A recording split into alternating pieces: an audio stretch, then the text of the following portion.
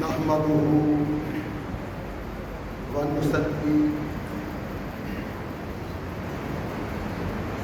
ونسلم على رسوله الكريم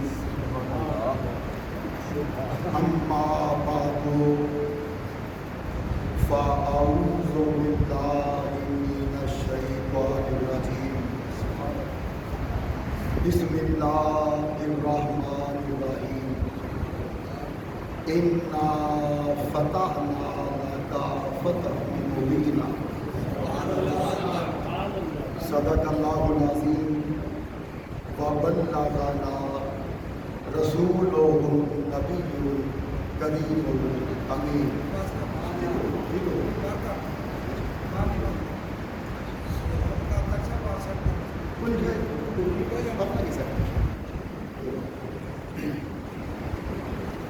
عزیزان علی مرتبت، احباب عظیمتان، شرکائے نماز جمعہ، ثم انتہا الی المقام فصلی رکعتین. امام الانبیاء سرکار دو عالم علیہ الصلوۃ والسلام مکہ مکرمہ میں داخل ہونے کے بعد مکہ مکرمہ فتح کر لینے کے بعد مقام ابراہیم پہ تشریف لے گئے.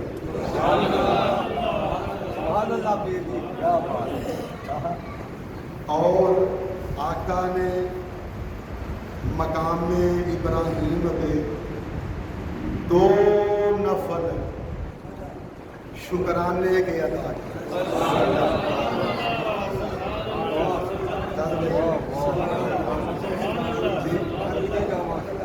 مقام ابراہیم پر آقا نے 2 نفل شکرانے کے ادا کیے. تو حضور نے اپنے اس عمل سے، اپنی اس ادا سے، اپنے اس طریقہ کار سے اپنی امت کو سبق دے دیا کہ اے میری امت، جب تمہیں کوئی کامیابی ملے تو تم خوشی کا اظہار کرتے ہوئے آپے سے باہر نہ ہونا.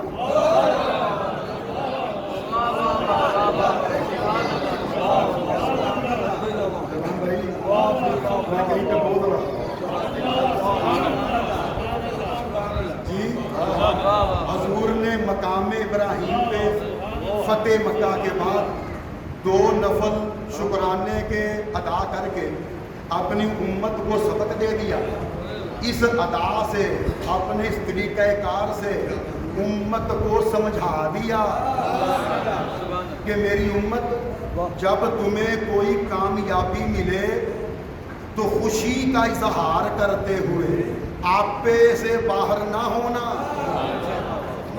بے قابو نہ ہونا،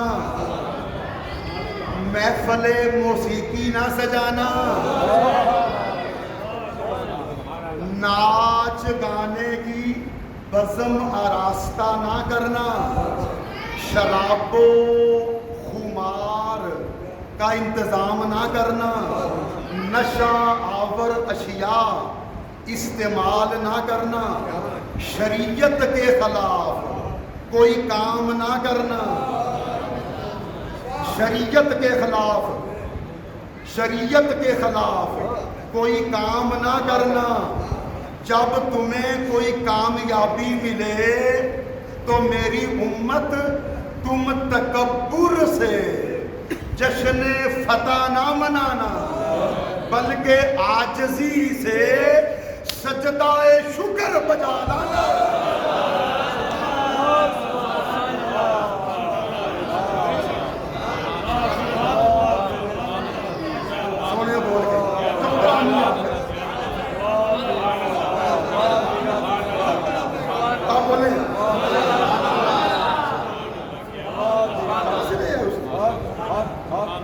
بولو یار حکومت نے منع بھی کیا کہ بچوں کو نہ لے کے آؤ بولو یار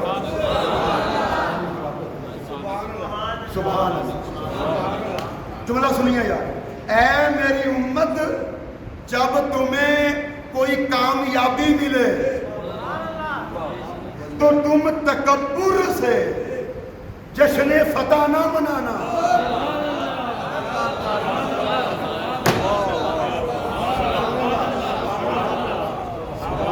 سبحان اللہ حضور نے فتح مکہ کے بعد مقام ابراہیم پہ آ کے 2 نفل شکرانے کے ادا کر کے امت کو سبق دے دیا کہ اے میری امت جب تمہیں کوئی کامیابی ملے تو تم تکبر سے جشن فتح نہ منانا بلکہ عاجزی سے سجدہ شکر بجا لانا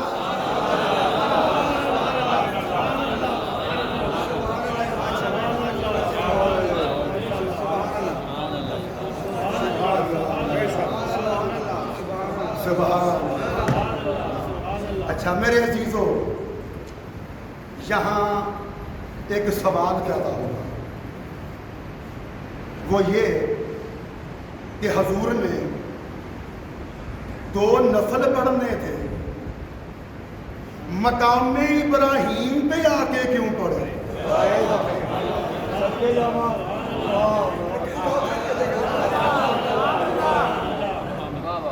بھئی حضور 2 نفل اور کسی مقام پہ پڑھ لیتے کسی اور جگہ پہ پڑھ لیتے اتنا بڑا شہر مکہ تھا کہیں پڑھ لیتے چلے اگر کہیں اور نہیں پڑھنے تھے تو کعبے کے اندر داخل ہو کر صحن کعبہ میں پڑھ لیتے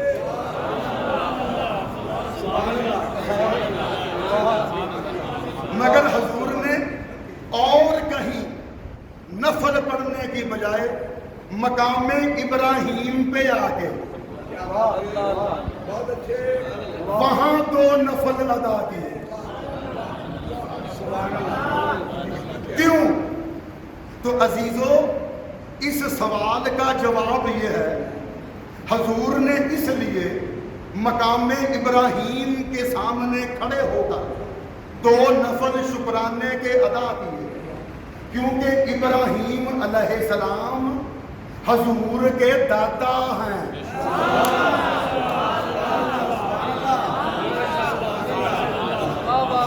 ابراہیم علیہ السلام حضور کے جد امجد ہیں حضور ابراہیم علیہ السلام کی اولاد میں سے ہیں اور مقام ابراہیم وہ پتھر ہے کہ جس کے اوپر ابراہیم علیہ السلام کے قدموں کے نشانات لگے ہوئے ہیں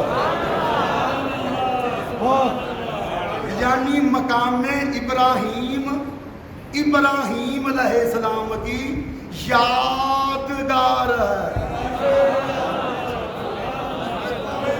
اب پتہ چلا حضور نے فتح مکہ کے بعد مقام ابراہیم پہ آ کے 2 نفل کیوں پڑھے عزیزو اس لیے مقام ابراہیم پہ آ کے 2 نفل پڑھے کیونکہ حضور تعلیم دینا چاہتے تھے کہ اے میری امت جب تمہیں کوئی نعمت ملے جب تمہیں کوئی فتح ملے تو پھر اپنے بزرگوں کو بھول نہ جانا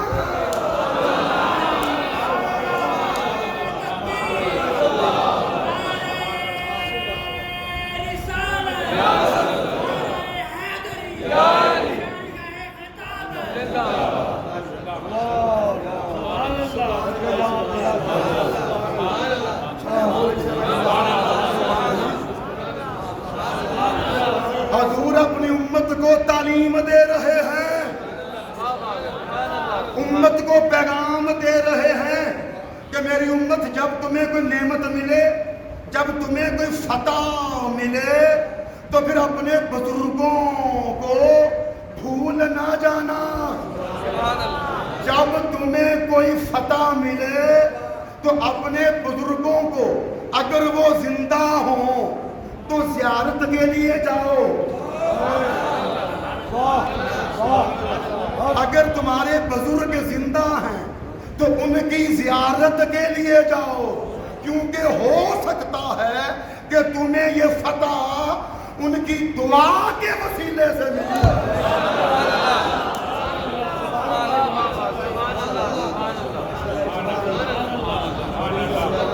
میرے ساتھ لیے نا بولیے نا یاد. جب تمہیں کوئی فتح ملے تو اپنے بزرگوں کو بھول نہ جانا. اگر تمہارے بزرگ زندہ ہوں تو ان کی زیارت کرنا، کیونکہ ہو سکتا ہے کہ تمہیں یہ فتح ان کی دعا کے وسیلے سے ملی ہو. اور اگر تمہارے بزرگ وفات پا گئے ہوں تو پھر ان کی قبروں پہ جانا، اور اگر ان کی قبروں پہ نہ جا سکو تو ان کی یادگار پہ چلے جانا.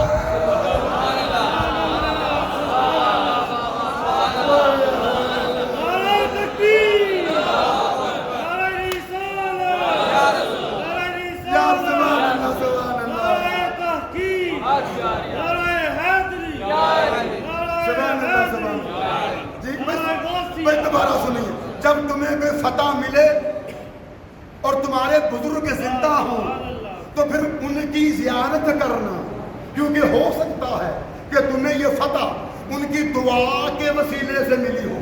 اور اگر تمہارے بزرگ وفات پا چکے ہو تو پھر ان کی قبروں پہ جانا. اگر ان کی قبروں پہ نہ جا سکے تو ان کی کسی یادگار پہ چلے جانا، کیونکہ ہو سکتا ہے کہ تمہیں یہ فتح ان کی برکت کی وجہ سے ملی ہو.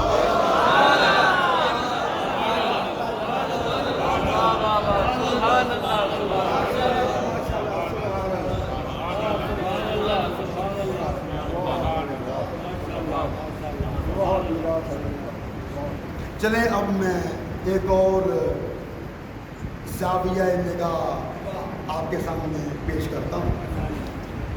وہ یہ کہ حضور نے اس لیے مقام ابراہیم پہ آگے 2 نفل ادا کیے کیونکہ ابراہیم علیہ السلام نے کعبہ بنایا تھا.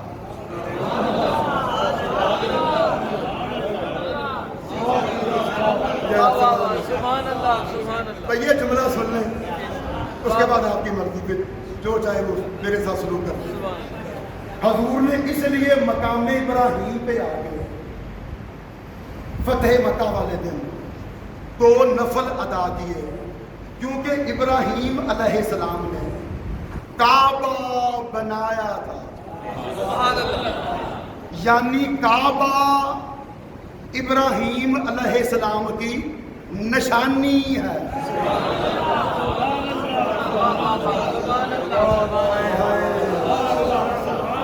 یعنی کعبہ ابراہیم علیہ السلام کی نشانی ہے.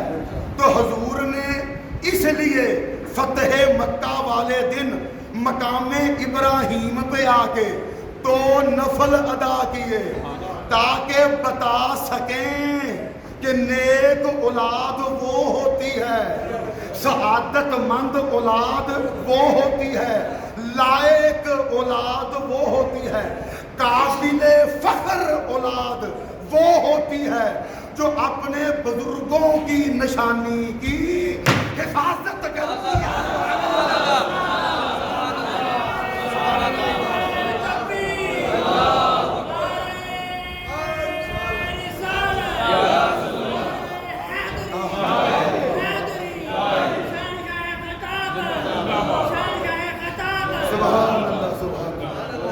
بولیے یار، بولیے نا.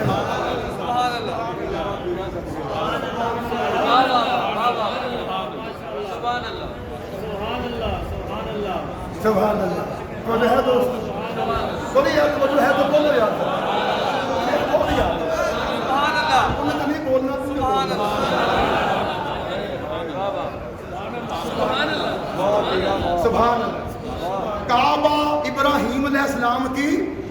نشانی ہے. بھائی ابراہیم نے کعبہ بنایا تو کعبہ ابراہیم علیہ السلام کی نشانی ہے اور حضور ابراہیم علیہ السلام کی اولاد میں سے ہے. اور اس لیے مصطفیٰ نے فتح مکہ والے دن مقام ابراہیم پہ آ کے 2 نفل ادا کیے تاکہ بتا سکیں کہ نیک اولاد وہ ہوتی ہے, سعادت مند اولاد وہ ہوتی ہے, لائق اولاد وہ ہوتی ہے, قابل فخر اولاد وہ ہوتی ہے جو اپنے بزرگوں کی نشانی کی حفاظت کرتی ہے.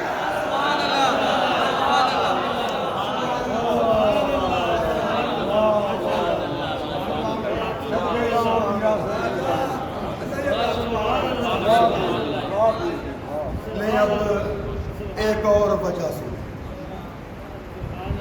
کہ حضور نے مقام ابراہیم پہ آ کے 2 نفل ادا کیوں کی. اس لیے مقام ابراہیم پہ آ کے 2 نفل ادا کیے کیونکہ حضور روحانی طور پہ ابراہیم کو بتانا چاہ رہے تھے, اے میرے دادا ابراہیم, کعبہ بنایا آپ نے ہے مگر اسے قیامت تک آباد آپ کا پوتا محمد کرے گا.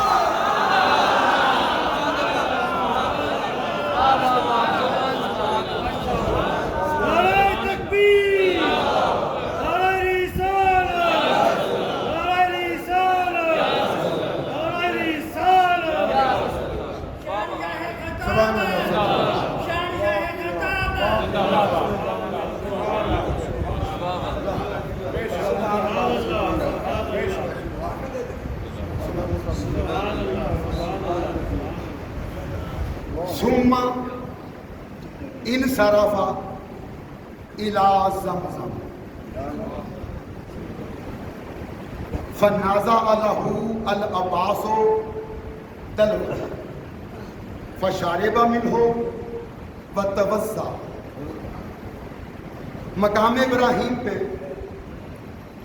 2 نفل شکرانے کے ادا کرنے کے بعد حضور زمزم کے کنویں پہ جلوہ افروز ہوئے.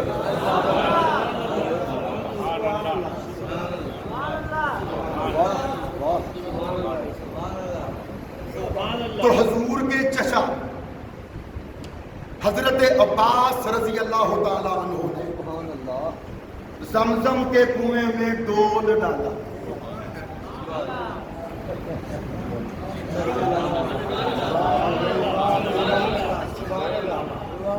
اپنے بھتیجے کی خدمت کرنے کے لیے,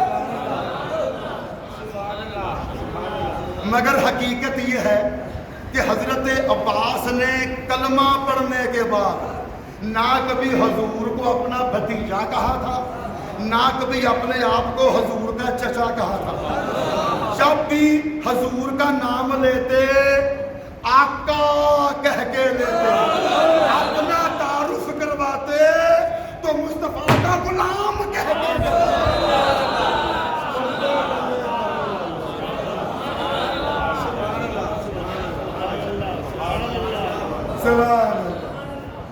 ایک دن کسی نے پوچھا حضرت عباس سے, انتا اکبر و ام ہوا, عباس بتائیں آپ بڑے ہیں یا حضور بڑے ہیں؟ سبحان اللہ.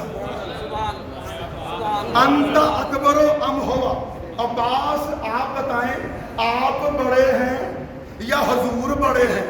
تو حضرت عباس نے تاریخی جواب دیا تھا, فرمایا انا اسنو منہ وہو اکبر منی, عمر میری بوتی ہے پر بڑے ہو ہی نا.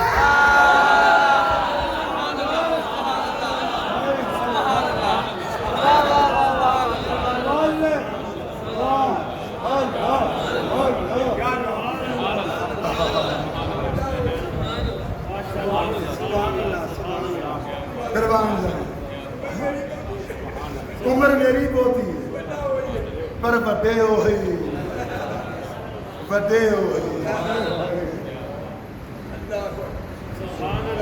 تو حضرت عباس نے زمزم کے کنویں میں ڈول ڈالا. جب ڈول پانی سے بھر گیا تو کھینچ کے باہر نکالا. حضور نے اس ڈول میں سے کچھ پانی نوش فرما لیا اور باقی پانی سے سرکار وضو فرمانے لگے.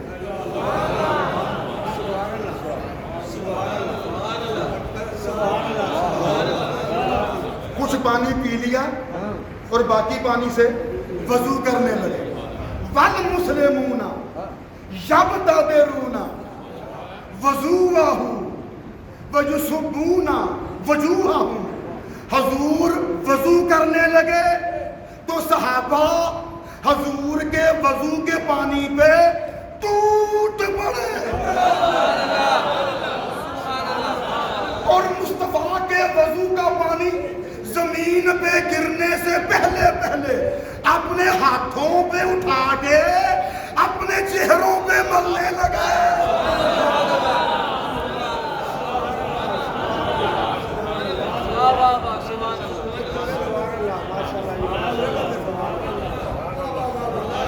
سبحان اللہ. عزیزوں یہ منظر دیکھا تو مشرکین مکہ کا رہا سہا حوصلہ بھی ختم ہو گیا.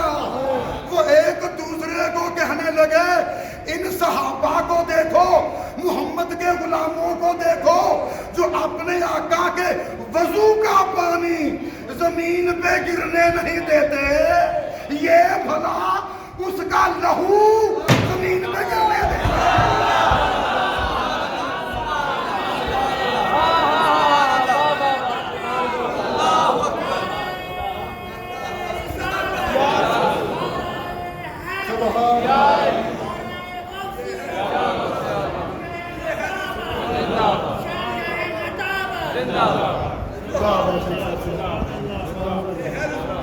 سبحان اللہ.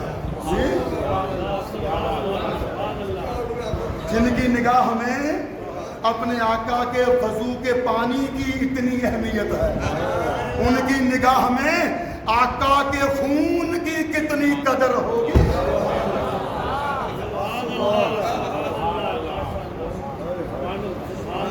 جو اس کے وضو کا پانی زمین پہ نہیں گرنے دے وہ بھلا اس کا لہو زمین پہ گرنے دیں گے. حضور وضو کر رہے تھے اور صحابہ وضو کے پانی پہ ٹوٹے پڑے تھے.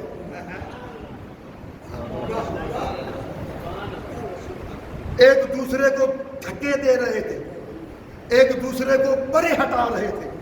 ہر صحابی چاہتا تھا حضور کے وضو کا پانی زیادہ سے زیادہ میرے ہاتھوں پہ آئے اور میں اپنے چہرے پہ مل لوں.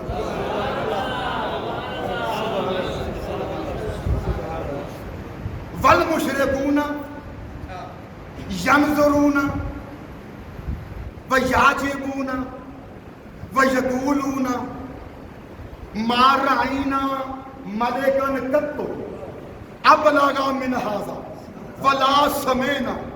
مشرکین مکہ یہ سارا نظارہ اپنی آنکھوں سے ملاحظہ کر رہے تھے, حیران ہو رہے تھے اور ایک دوسرے کو کہہ رہے تھے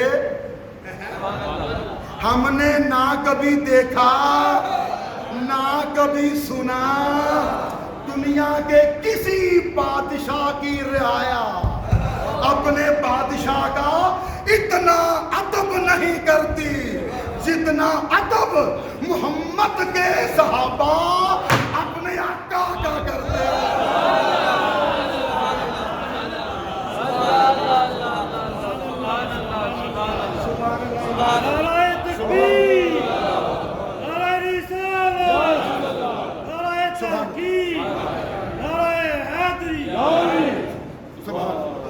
ہم نے نہ کبھی دیکھا نہ کبھی سنا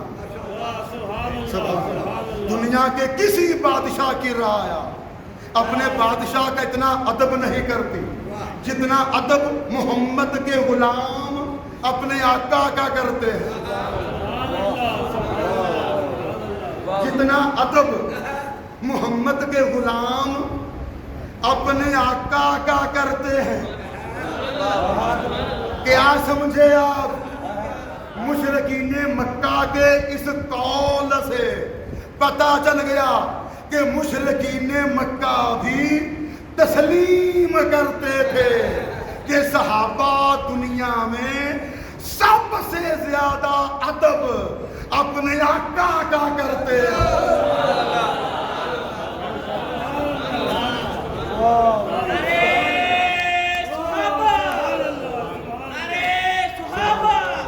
کیا مجھے جملہ کہنا ہے؟ سبحان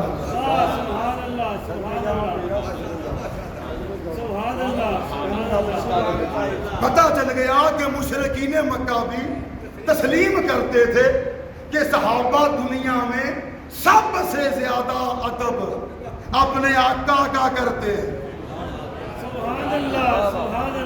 مشرکین مکہ بھی یا میرا اشارہ سمجھو، مشرکین مکہ بھی تسلیم کرتے تھے کہ صحابہ دنیا میں سب سے زیادہ ادب اپنے آقا کا کرتے ہیں. عزیزو، آج جو لوگ صحابہ پہ تنقید کرتے ہیں، صحابہ کو لالچی کہتے ہیں، مطلبی کہتے ہیں، مفاد پرست کہتے ہیں، اقتدار کا بھوکا کہتے ہیں، صحابہ کو بے وفا کہتے ہیں، آج جو لوگ صحابہ کے ادب مصطفیٰ کو نہیں مانتے تو ہم سمجھ جاتے ہیں کہ یہ بدبخت مشرکین مکہ سے بھی گئے گزرے.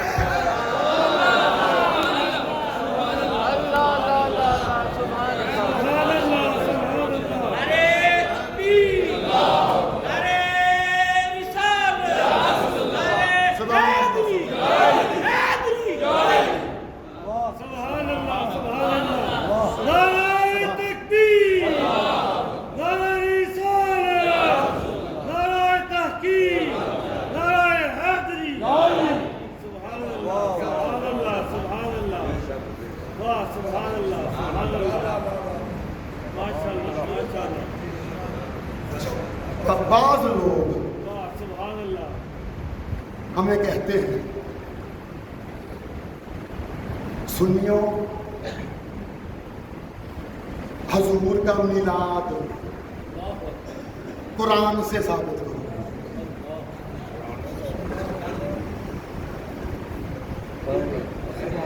حدیث سے ثابت کرو. چراغاں کرنا قرآن سے ثابت کرو، حدیث سے ثابت کرو. جھنڈیاں لگانا قرآن سے ثابت کرو، حدیث سے ثابت کرو. جلوس نکالنا قرآن سے ثابت کرو، حدیث سے ثابت کرو. لنگر بانٹنا قرآن سے ثابت کرو، حدیث سے ثابت کرو. ہم ان لوگوں کو جواب میں کہتے ہیں پہلے تم صحابہ کا حضور کے وضو کا پانی اپنے چہروں پہ ملنا قرآن سے ثابت کرو، حدیث سے ثابت کرو.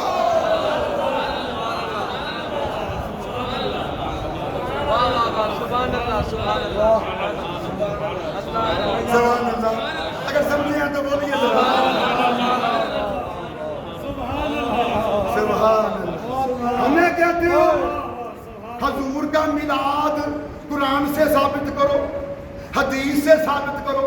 ہم کہتے ہیں پہلے تم صحابہ کا حضور کے وضو کا پانی اپنے چہروں پہ ملنا قرآن سے ثابت کرو، حدیث سے ثابت کرو۔ اللہ نے قرآن میں نہیں فرمایا کہ میرے محبوب کے وضو کا پانی اپنے چہروں پہ مل لیا کرو۔ حضور نے کسی حدیث میں حکم نہیں دیا کہ میرے وضو کا پانی اپنے چہروں کی زینت بنایا کرو۔ صحابہ اپنی خوشی سے، اپنی مرضی سے حضور کے وضو کا پانی اپنے ہاتھوں میں بھر کے اپنے چہروں پہ ملا کرتے تھے۔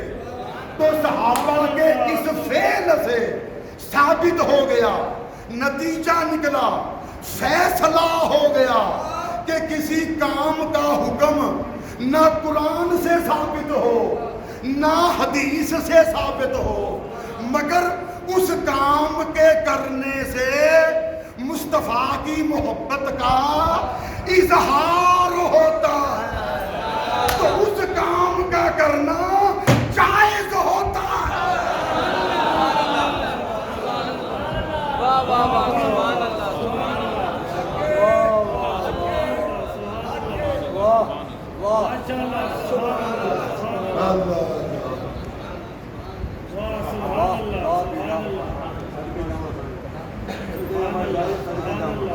ہم حضور کا میلاد قرآن سے بھی ثابت کرتے ہیں۔ یار میں نے آپ کو بہت بڑا اصول دے دیا ہے، سوچو خدا کی قسم بہت بڑا میں نے آپ کو اصول دے دیا ہے کہ کسی کام کا حکم نہ قرآن سے ثابت ہو نہ حدیث سے ثابت ہو، نہ قرآن کہتا ہو یہ کام کرو نہ حدیث کہتی ہو یہ کام کرو، مگر اس کام کے کرنے سے حضور کی محبت کا اظہار ہوتا ہے، تو اس کام کا کرنا جائز ہوتا ہے۔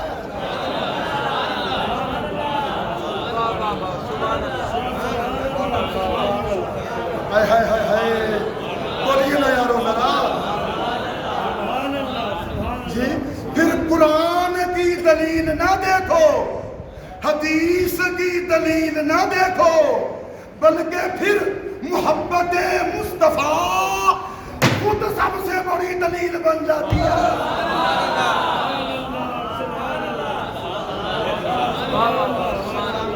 سبحان اللہ۔ کی ہویا جے ایس کام دا حکم اللہ نے قرآن چ نہیں دیتا، کی ہویا جے ایس کام دا حکم مصطفیٰ نے حدیث وچ نہیں دیتا، ایس کام دا حکم قرآن وچ بھی نہیں حدیث وچ بھی نہیں، پر او کام کر کے حضور دی محبت دا اظہار ہوندا ہے، تے او کام کرنا جائز ہے۔ واہ واہ واہ، سبحان اللہ، سبحان اللہ۔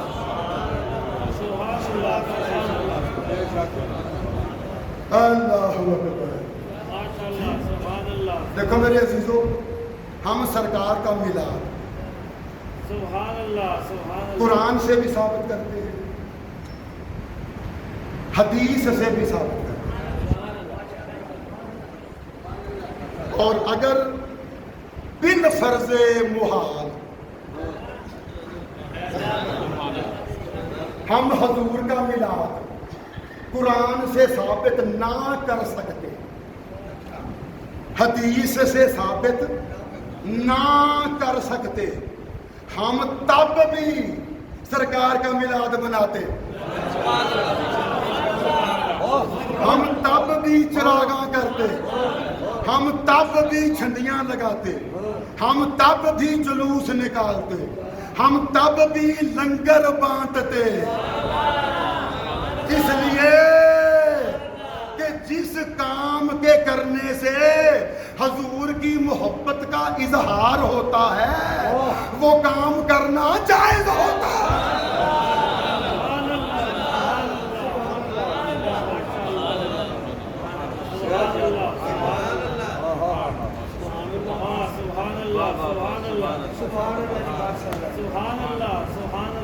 قربان تھے۔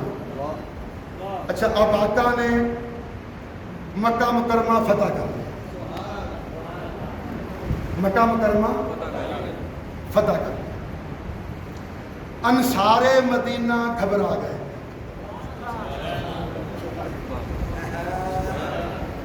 وہ جو حضور کے میزبان تھے،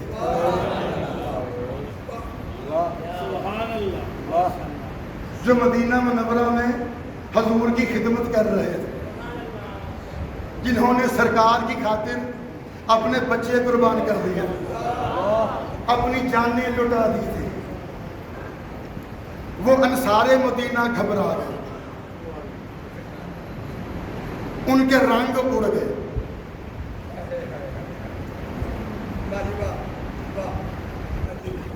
پریشانی کے آثار ان کے چہروں پہ نمایاں ہونے لگے، تھر تھر کانپنے لگے، ایک دوسرے کے ساتھ سرگوشیاں کرنے لگے۔ دیکھو حضور اپنے آبائی شہر میں واپس آ گئے، مکہ مکرمہ میں واپس آ گئے، جس شہر میں حضور کا بے مثال میلاد ہوا تھا، جس شہر میں حضور کا شاندار بچپن گزرا تھا، جس شہر میں حضور کی پاکیزہ جوانی گزری تھی، جس شہر میں حضور نے اعلان نبوت کیا، جس شہر کے ساتھ حضور کی بے شمار یادیں وابستہ ہیں، سرکار اپنے آبائی شہر میں واپس آ گئے، مکہ مکرمہ میں آ گئے۔ لگتا ہے اب سرکار لوٹ کے مدینہ نہیں جائیں گے،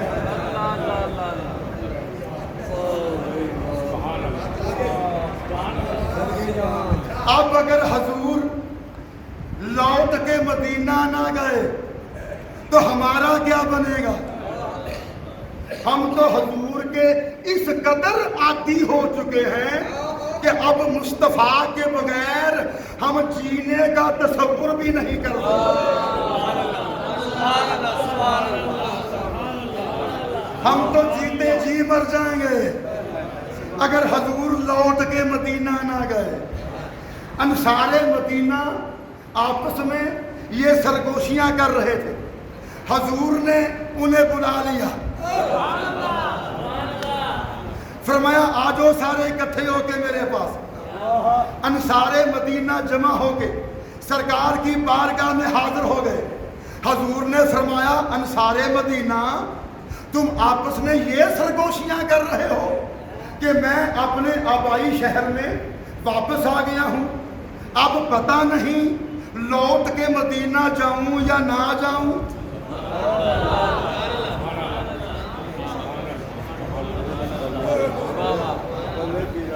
یہ سوچ رہے ہو کہ پتہ نہیں میں مدینہ واپس لوٹ کے جاؤں یا نہ جاؤں۔ انصار مدینہ کیا تم بھول گئے؟ کیا تمہیں یاد نہیں رہا جب میں مدینہ میں داخل ہوا تھا تو تم لوگوں نے میرا استقبال کرتے ہوئے نعرے لگائے تھے، یا محمد یا رسول اللہ۔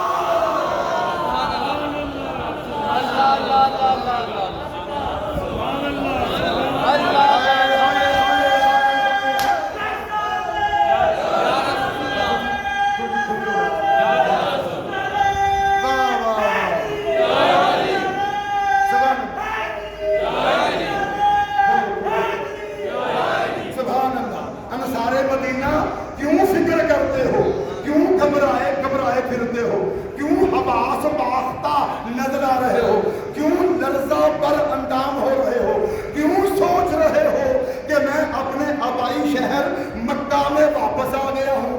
پتہ نہیں اب لوٹ کے مدینہ جاؤں یا نہ جاؤں. انصار مدینہ ایسی بات تمہارے ذہن میں آئی کیوں؟ خبردار یہ سوچ اپنے قریب پھٹکنے بھی مت دینا. کیا تم بھول گئے، یاد نہیں رہا جب میں مدینہ داخل ہوا تھا تو تم لوگوں نے میرا استقبال کرتے ہوئے نعرے لگائے تھے، یا محمدو یا رسول اللہ، یا محمدو یا رسول اللہ. تم نے یا رسول اللہ کے نعرے لگائے تھے.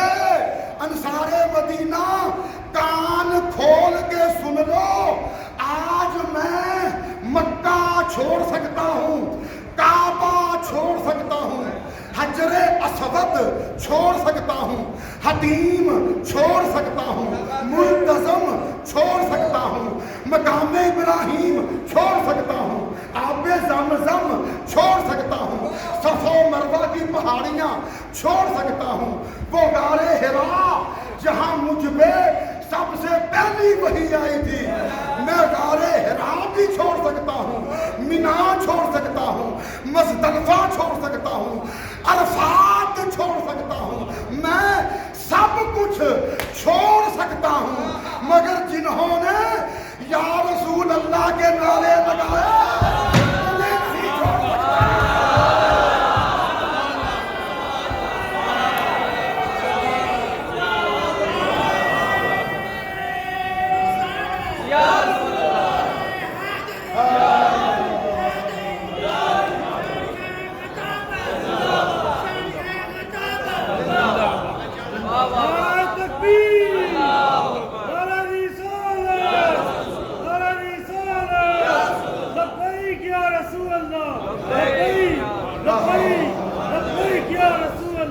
سبحان اللہ. دیو پیاز بھائی سلامت رہو. سبحان اللہ. اور جنہوں نے یا رسول اللہ کے نعرے لگائے، جنہوں نے یا رسول اللہ کے نعرے لگائے، انہیں نہیں چھوڑ سکتا، انہیں نہیں چھوڑ سکتا. پھر حضور نے باقاعدہ اعلان کر دیا، فرمایا انصار مدینہ لو میں تمہارے سامنے پکار کے کہتا ہوں، المحیا محیاکم والممات مماتکم. محمد کا جینا بھی تمہارے ساتھ ہے، محمد کا مرنا بھی تمہارے ساتھ ہے.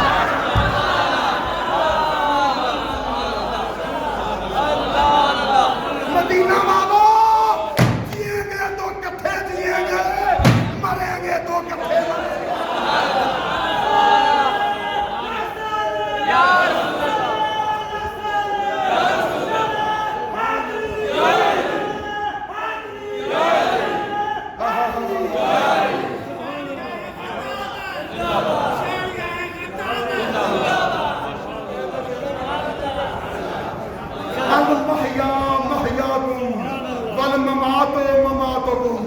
مدینہ والو میں نے جیتے جی تمہیں کیا چھوڑنا، ارے میری تو قبر بھی مدینے میں بنے.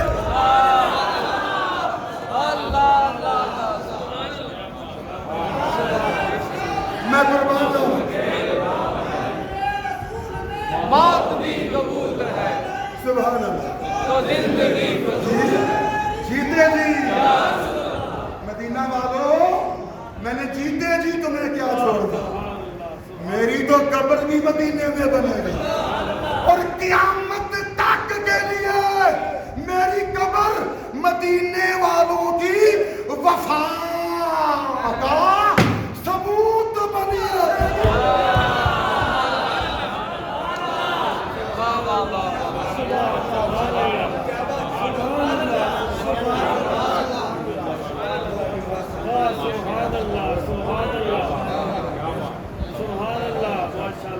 سبحان آواز پہنچ رہی ہے آپ کو؟ آخری جملے مجھے کہنے ہیں، میں چاہتا ہوں آواز پوری طرح تمام احباب تک پہنچ پائے. بولیے. اچھا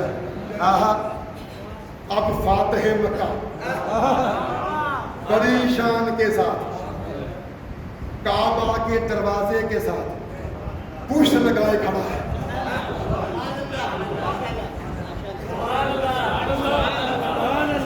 سامنے مشرکین مکہ کھڑے تھے، ظالم کھڑے تھے، ستمگر کھڑے تھے،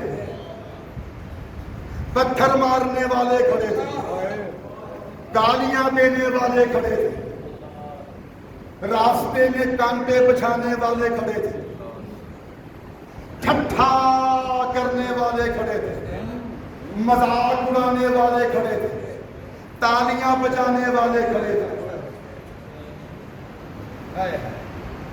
پتھر برسا برسا کے بدن لہو لہان کر دینے والے کھڑے تھے، جادوگر کہنے والے کھڑے تھے، دیوانہ کہنے والے کھڑے تھے، شاعر کہنے والے کھڑے تھے، کاہن کہنے والے کھڑے تھے، اور مکہ سے مدینہ ہجرت کر جانے پہ مجبور کر دینے والے کھڑے تھے.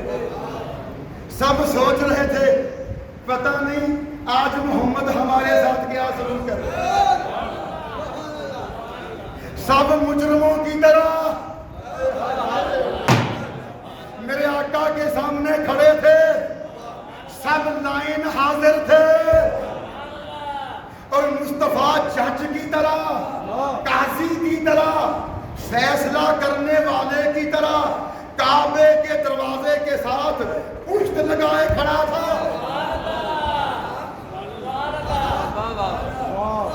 سب تھر تھر کانپ رہے تھے، آج ہماری خیر نہیں، پتہ نہیں آج محمد ہمیں چھوڑے یا نہ چھوڑے، زندہ رہنے دے یا ہماری جانیں لے لے. حضور سب کو دیکھتے رہے، ایک ایک کا چہرہ دیکھا، پھر مسکرا کے کہا او مکہ والوں، میں تمہیں وہی بات کہتا ہوں جو بات یوسف علیہ السلام نے اپنے بھائیوں سے کہی.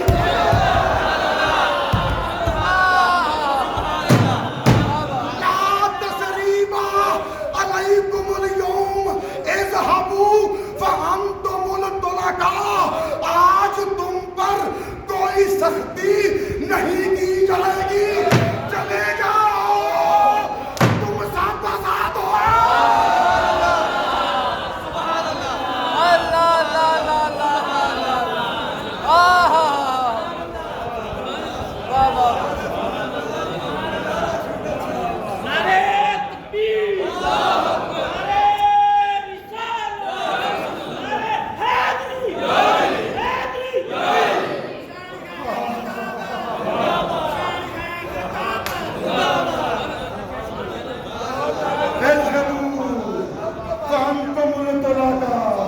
چلے جاؤ، تم سب آزاد ہو. محمد نے سب کو معاف کیا.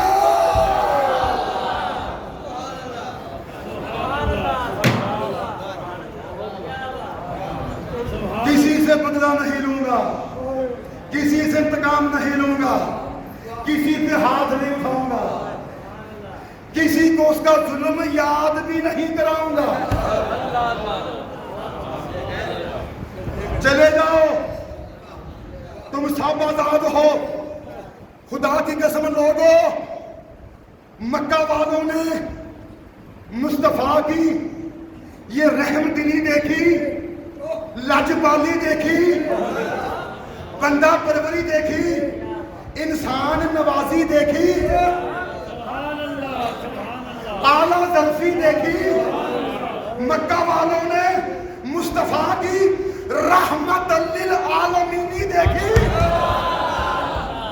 سارے مکہ والے شرمندہ ہو گئے، ندامت کے پسینے میں شرابور ہو گئے. پھر سب آگے بڑھے، سرکار کے قدموں میں گر گئے، اور بیک زبان تمام اہل مکہ نے کہا یا رسول اللہ، ہمیں آزادی نہیں چاہیے، ہمیں تو آپ کے در کی غلامی چاہیے.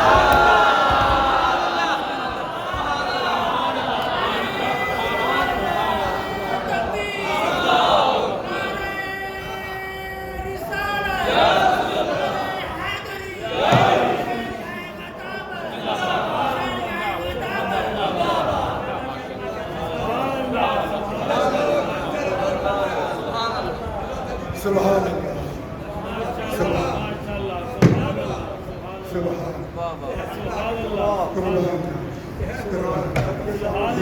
میرے عزیزوں، اللہ کو سلامت رکھے، آپ جیتے رہیں، اللہ عمر دراز فرمائے، پریشانیوں سے، وباؤں سے، بیماریوں سے، امراض سے ہمیشہ محفوظ رکھے، دونوں جہانوں میں آپ سے راضی رہے، اور دنیاوی اخروی نعمتیں آپ کے دامن میں صدا عطا